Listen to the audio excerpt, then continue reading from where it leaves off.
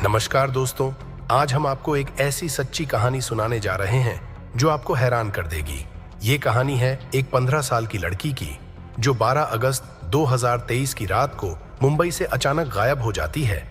उसके परिवार ने उसे खोजने के लिए पुलिस से मदद मांगी और पुलिस की जांच ने उन्हें राजस्थान तक पहुंचा दिया। लेकिन इस मामले में असली मोड़ तब आता है जब एक खतरनाक अपराधी की पहचान होती है जिसके पीछे पुलिस पहले से ही थी। कैसे एक लड़की की बहादुरी और पुलिस की सतर्कता ने इस मामले को सुलझाया, चलिए जानते हैं इस पूरी घटना की डिटेल्स में। उससे पहले यदि आपने चैनल को सब्सक्राइब नहीं किया तो सब्सक्राइब जरूर कर लीजिए।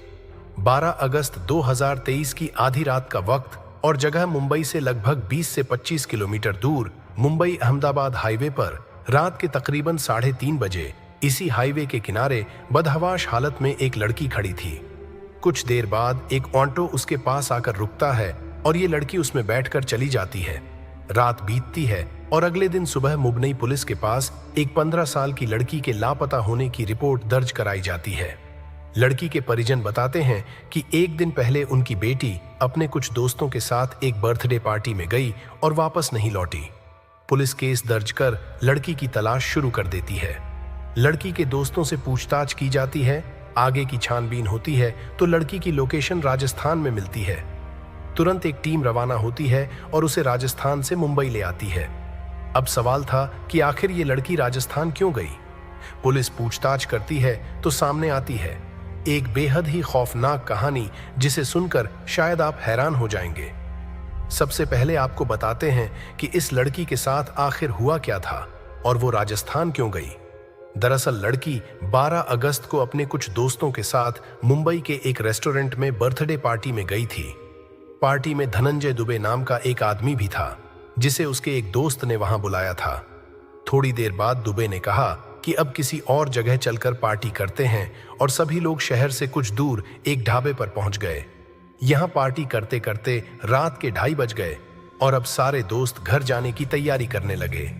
इस बीच दुबे ने लड़की से कहा कि वो उसे अपनी गाड़ी में घर छोड़ देगा और लड़की दुबे के झांसे में गई। हालांकि उसने रास्ते में हाईवे किनारे एक सुनसान जगह पर अपनी गाड़ी रोकी और लड़की के साथ जोर जबरदस्ती करने लगा। लड़की को शायद पहले से उस पर शक था, इसलिए जैसे ही गाड़ी रुकी उसने अपने मोबाइल का वॉइस रिकॉर्डिंग बटन ऑन कर दिया। लड़की चीखी चिल्लाई, लेकिन उस सुनसान जगह पर उसकी चीख किसी ने नहीं सुनी। इसके बाद दुबे ने उसे गाड़ी से नीचे फेंका और फरार हो गया। लड़की बुरी तरह डर गई और घर न जाकर ऑटो से रेलवे स्टेशन पहुंची। यहां उसने ट्रेन पकड़ी और राजस्थान चली गई।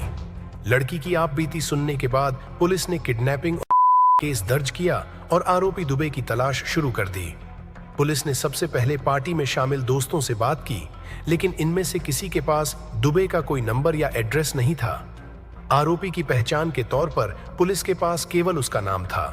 अब पुलिस ने सीसीटीवी कैमरे खंगालने शुरू किए और रेस्टोरेंट से लेकर हाईवे तक की फुटेज देख डाली। फुटेज के जरिए कड़ियों को जोड़ती हुई पुलिस को नायगांव इलाके में दुबे का एड्रेस मिल गया। हालांकि जब तक पुलिस पहुंचती दुबे वहां से जा चुका था।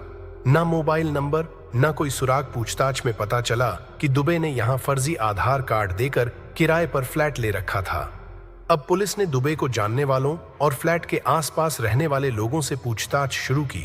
मामले की तहकीकात करते करते करीब 1 महीना बीत गया और पुलिस के हाथ अभी भी खाली थे।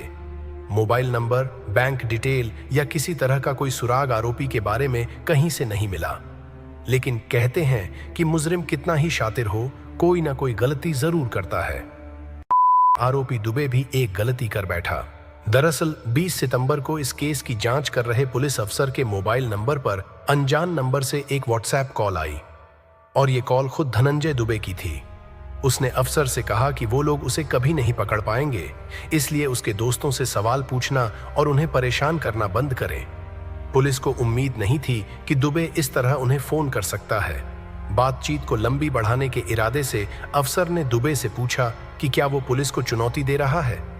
इस पर दुबे ने कहा, डॉन को पकड़ना मुश्किल ही नहीं, नामुमकिन है। अब पुलिस के पास एक नंबर आ चुका था। तुरंत इस नंबर के कॉल डेटा रिकॉर्ड निकलवाए गए, जिससे पता चला कि दुबे लगातार एक महिला के संपर्क में था। पुलिस ने एक टीम को सादी वर्दी में महिला के ऊपर निगरानी पर लगा दिया। 29 सितंबर को जब महिला उत्तन इलाके के एक फ्लैट में छिपे दुबे से मिलने गई तो पुलिस ने उसे दबोच लिया। गिरफ्तारी के बाद दुबे को लेकर एक और खुलासा हुआ। दरअसल दुबे इससे पहले हत्या के प्रयास, धोखाधड़ी और जालसाजी के मामले में 5 साल तक जेल में रह चुका था। इसलिए वह जानता था कि पुलिस कैसे काम करती है और इसी वजह से लंबे वक्त तक पुलिस की नजरों से छिपा रहा। तो दोस्तों, ये थी उस बहादुर लड़की की कहानी जिसने अपनी हिम्मत और समझदारी से खुद को बचाया और एक खतरनाक अपराधी को सलाखों के पीछे पहुंचाया। ये घटना हमें याद दिलाती है कि सतर्कता और साहस कितने महत्वपूर्ण होते हैं। धनंजय दुबे जैसा अपराधी कितने भी चालाकी क्यों न दिखाए, कानून के हाथ हमेशा लंबे होते हैं। अगर आपको ये कहानी पसंद आई हो तो लाइक और सब्सक्राइब जरूर करें और बेल आइकन दबाना न भूलें ताकि आपको हमारे नए वीडियो की नोटिफिकेशन मिल सके। साथ ही कमेंट्स में बताएं कि आपको इस वीडियो के बारे में क्या लगा और क्या ऐसी और कहानियां आप देखना चाहेंगे। धन्यवाद। फिर मिलते हैं एक नई कहानी के साथ।